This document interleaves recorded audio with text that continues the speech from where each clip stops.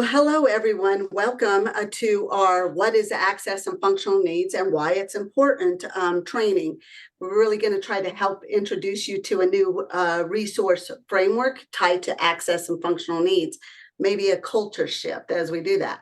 I'm Sadie Martinez, and I'm the Access and Functional Needs Coordinator here at the State of Colorado's Office of Emergency Management, along with, off to you, Tim. Thanks, Sadie. My name is Tim Mann. I'm the Regional Whole Community Inclusion Planning Specialist with the Office of Emergency Management here in Colorado. Thanks so much for tuning in today and coming to learn about what access and functional needs is and why it's important. Sadie, back to you. This is Sadie. Thank you so much, Tim. Yay. So what we want to do here in Colorado, we are trying to help better understand what are resources people need in order to function before, during, and after emergencies and disasters. Our Access and Functional Needs Resource Framework suggests that there are resources everyone needs during emergencies, regardless of who we are. This means that everyone may need access to resources in order to function during emergencies. Next slide, please. What we're going to do is we're going to introduce you to a resource memory tool, CMIST. This memory tool is here to help us meet our legal obligations and also helps us demonstrate how we could comply with the law, with what laws are required, such as like protected laws such as Section 504, ADA, civil rights, aging. And we want to move towards a commitment towards reaching community members and ensuring people have access to resources in order to function. And so what we do is we when we're helping this program, helping you work towards and using the CMIST memory tool will help you move from awareness to understanding, engagement, and towards that green side or towards the right for those of you who cannot see the colors on the screen. And so as we do that, we're going to test and we're going to do actions and we're going to be committed to trying to reach as much or committed to reaching as much community members as possible. And as we do that, we're going to hit compliance. And that's what this resource memory tool really helps us look at. But before we get started, we're actually going to play a game. Next slide, please. All right, well, we are going to actually ask you a series of questions. And I know this is a recording, so you're going to answer these yourself with a yes or a no, and you decide on what it is. And we're also going to attach this document so you could come back to refer back to it in the description area of our video recording, so at least you'll have access to it at a later date. But with that, we're going to start asking these questions. Tim's going to kick us off with the next slide. Awesome. This is Tim. Thanks so much, Sadie. So let's go ahead and kick it off. Have you ever been unable to hear a message because of too much noise, like being at an airport, maybe it's a conference area, or even a classroom, or even a microphone's not being used? Go ahead and take your second. We've got a reaction thumbs up, Sadie. I know I have a really hard time hearing a direct conversation in those really loud spaces. Have you ever been unable to see information because text was too small, or maybe the colors with the text and the background were too dark, too light, just not enough contrast to be able to see it? Or maybe you forgot your glasses or forgot to put in your contacts. I've done that, and it's a very inconvenient day for me. And then, have you ever received directions or instructions that left you with more questions? I know it's very easy to get lost in trying to give an explanation sometimes, and then we just try our best.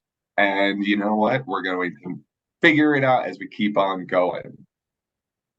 Now, have you ever traveled to a place where you didn't understand the language? It can be very disorienting and makes it a little hard to figure out where things are at, maybe. And have you ever not had access to internet service or your cell service wherever your destination was at? And with that, we're going to go ahead and hand it back over to Sadie for the next round of questions. Yay. All right. This is Sadie. Have you ever been unable to eat the meal provided due to food allergy, gluten-free, lactose, against your religion, or maybe even your culture? Have you ever had a family member for a child, maybe your livestock got sick away from your primary medical provider or insurance coverage? Have you ever misplaced your medication, vitamins, or medical resources while traveling or evacuating? And have you ever been without power in a storm due to maybe extreme heat or cold or any others? All right, back to you, Tim. Awesome. Thank you, Sadie.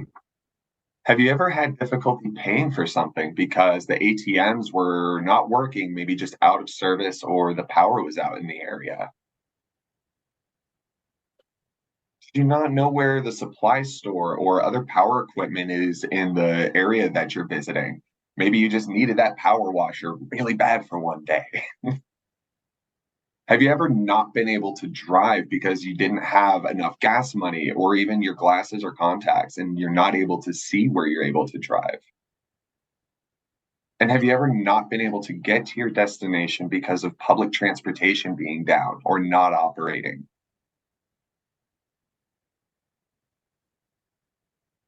These could just include, such as when you've been evacuated. Maybe people, I've been told that people have forgotten their dental partials, which then inhibits them from being able to have their independence in eating, or their hearing aids didn't have the batteries, or they left their hearing aids behind. So I just wanted to include that in this Have You Ever section. Off to the next section, which is me again, and I'm going to be asking these questions. Have you ever needed pharmacy, grocery store, childcare, behavioral health services that were unavailable in the place you were visiting? And also share some examples of what of those services. A bit different people have different needs on there. Have you ever had siblings, children, parents, grandchildren, or another to care for? Maybe a family friend or a family member in memory care. Have you ever not known where the non-emergency contact numbers are, such as local police, fire, ambulance, or any other life-saving emergency contact information? And have you ever been unable to take your 72-hour emergency kit or go bag due to travel restrictions, such as sometimes even going through the airport due to the limitations of what you could take? So that's what we want to ask in this area. Back to you, Tim. Awesome. Thank you so much, Sadie. And for this last round, have you ever had equipment or maybe your vehicle break down while you're away from home? I know in Colorado that can be very troublesome with the amount of road closures we get. Have you ever had to depend on another for a ride or maybe getting a rental vehicle or even public transportation while traveling? Maybe even a rideshare service like Uber or Lyft. And I mentioned Colorado. Have you ever experienced a road closure on your way to your destination? I know this is something that we almost all have experienced here. This is Sadie. Thank you, Tim. But we really want you to walk away. We asked those questions in a series of, in an order, in a CMIST order. So those first set of questions Tim asked were communication resource questions. The next ones were, next slide, the M for maintaining health and medical questions, but medical resource questions. The next slide was about independence and those independence resources. And then the following set of questions, when I asked them again, was support services and safety resource questions. And then finally, Tim, when he asked the transportation resource questions. And what we wanted to do is how we intentionally, next slide, did this in an order that did not all the way include people with disability resources needed. The reason why is because we want you to identify that it's not only people, it's including people with disabilities are also other people who do not self-identify as being a person with an access and functional need. And so on this slide, and then at the beginning, we did have the Scan Me code on there. This will also get you to our flyer that really talks a little bit more about how to plan with versus just planning for people with disabilities, and gives you a little bit more information. There's also it's also on our website as well, which we will also have in the description, link to our website, so you can better identify where this resource is. Now, with that, I also want to ask if anybody did not say yes to any of those questions. And I always ask this in pun and in fun, because if you didn't, I was going to ask you to please put yourself on a registry. A registry that you don't need access to any of those resources, because you don't need them. A lot of times we ask people with disabilities or others with access and functional needs to be put on a registry. And when we do that, we don't ask what the actual resources people are needing. And so this registry then brings a false sense of hope that somebody's going to rescue me. And so that's what we're trying to get from here, is that, whoa, wait a minute, I don't have to identify in a certain demographic in order to be able to need access to resources. It also does take away the scratchiness of not identifying as a demographic or being called a certain demographic, such as vulnerable population, special needs, AFN, or whatever demographic. It actually allows for us to identify what the actual resource need is, allowing for dignity and respect. And so that's what we're really trying to identify here, is really given that ability to identify the actual resource needs. So now with that, we're going to look at what CMIST actually stands for. Go ahead, Tim. Awesome. Thank you, Sadie. This is Tim once again. So we've mentioned it a few times, and we did go through what each letter means going through those questions. But again, that CMIST memory tool, or resource memory tool, CMIST, we're talking about communication resources, that maintaining health or medical resources, independence resources, support services and safety resources, and transportation resources. And what these resource groups do, these are identified as the most core resources that will save the most lives and property when people have access to them. And a lot of people will not identify, like Sadie was saying, as someone who has a disability necessarily. However, a lot of people will be able to speak up and say, yeah, I need like a fridge for some medication or my insulin, or I need power to keep my CPAP machine going. So because of that, we really want to focus on that actual resource need, because when we're talking about the resource need, we're able to really dive into the real needs of the community and get people the access in order for them to function. CMIST is a resource memory tool derived from June Isaacson Kales and Alexandra Enders, disability consultants, as identifying from an after action report from Katrina. They identified those are the 5 key resources that save lives and cost lives.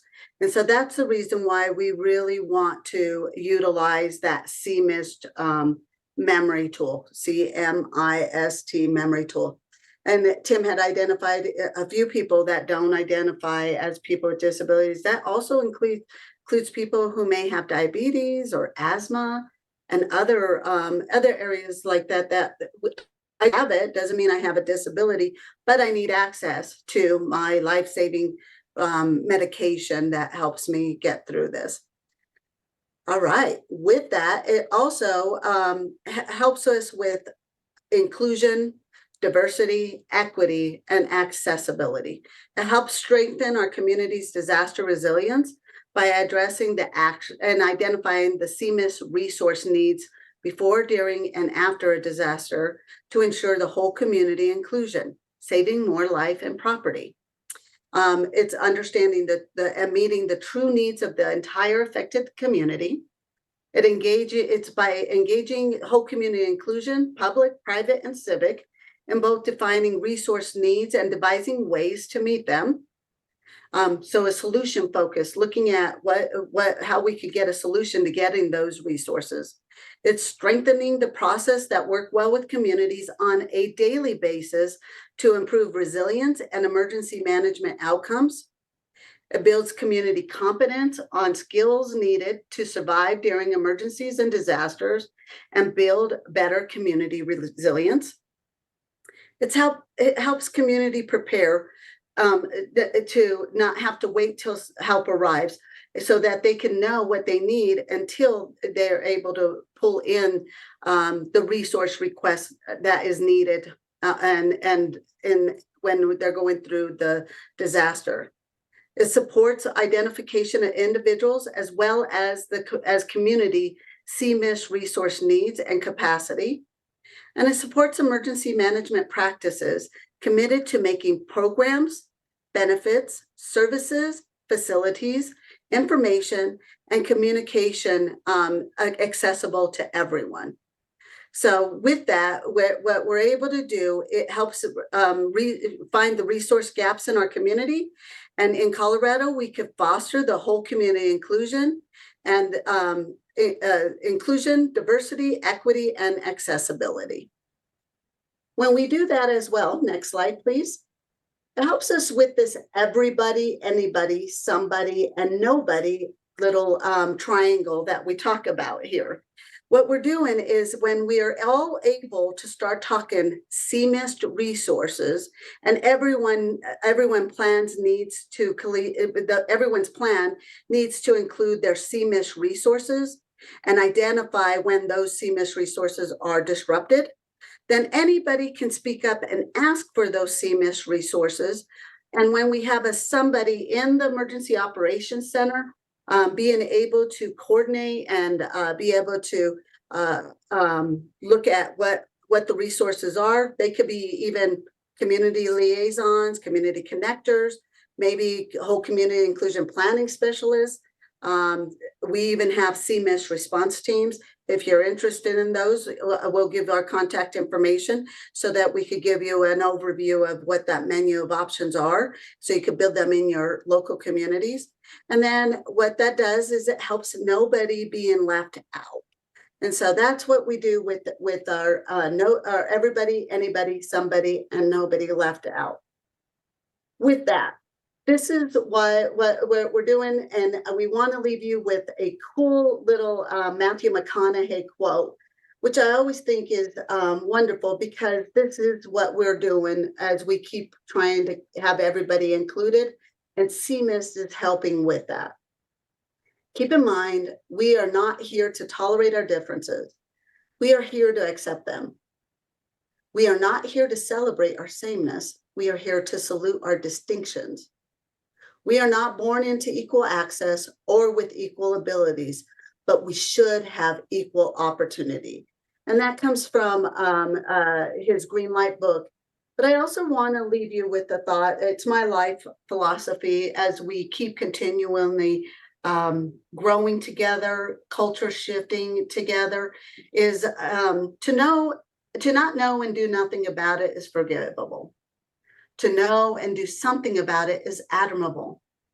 And to know and do nothing about it is unforgivable. So I challenge you to, now that you understand it, to go out and make a difference and do something about it.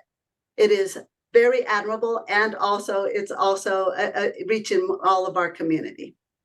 With that, I'd like to go ahead and ask you to look at our questions. If you have any questions, please feel free to send them over to us. My email address is Sadie, SADIE.Martinez, MARTINEZ, at state.co.us. And Tim's email address is tim.man, MANN, state.co.us. And with that, we bid you a good rest of your day, and we will see you soon.